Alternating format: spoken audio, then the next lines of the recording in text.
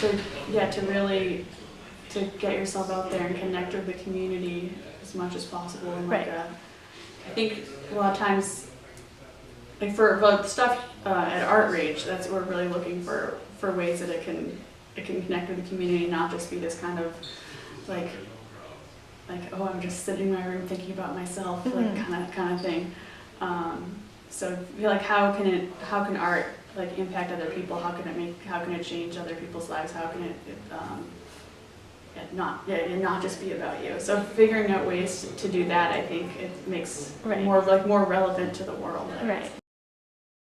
I think it's just sort of follow your interests and then try and figure out the best way to interpret those ideas and translate them into the work somehow, and you know, be aware of what's going on out there in the world as much as you possibly can, but don't like get too freaked out by that either. Do it yourself. That's one big piece of advice, which is like, you know, when you get out of school, I think it's important to be really scrappy. It's like really important. And I was not, it's not like that was necessarily in my nature. I'm like, I'm gonna go to studio and hide, you know. But to be scrappy about like meeting other artists, putting on shows, you know, it depends on if you're a fine artist or not. I mean, if you're a designer, there's a different kind of scrappiness that's necessary.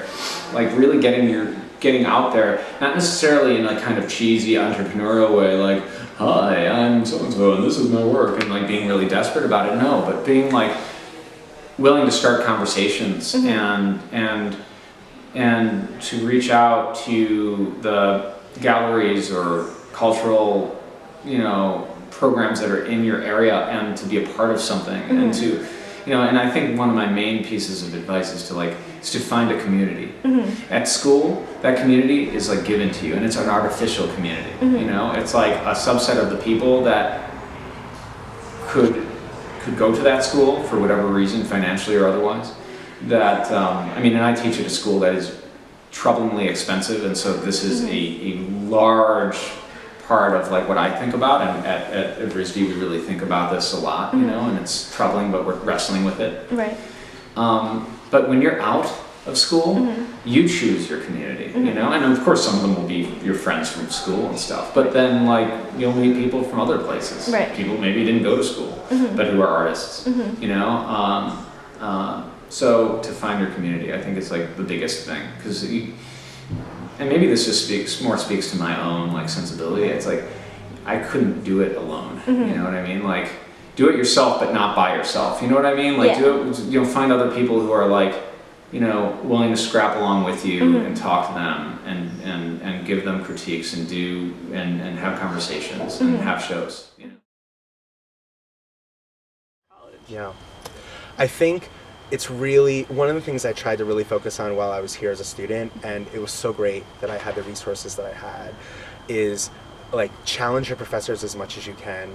Like they're just as passionate about art as much as you are, and you know, really ask them as much questions. Like, I mean, when I was here, I asked Ted and Philia and Nick constantly, like, what is Art Forum? What are these artists doing? What are galleries? How does a gallery work? Like, how does a museum work? And they really motivated me to read as much as possible and see shows online if you don't have a chance to go to New York or go to a place where there are a city where there are a lot of galleries. So I found that a lot of my curiosity peaked by paying close attention to the contemporary art world and you know, constantly looking at, and nowadays like looking at blogs, like seeing what artists are doing, and just constantly being aware of movements happening in the art world.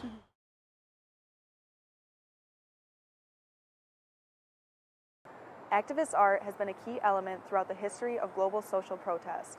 Social and political movements produce such works as signs, banners, posters, and other printed materials to be used to convey a particular cause or message. Such art also includes performance, site-specific installation, graffiti, and street art.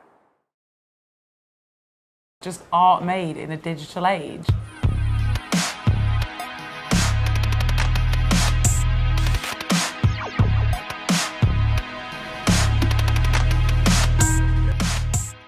Digital art has been around since the 1950s in a sense, but not many museums and galleries have really been focusing on it as a serious subject matter. But I think in the last 10 years that's really changed, and many venues around the world are really having a serious look at this area and the artists who are working in it.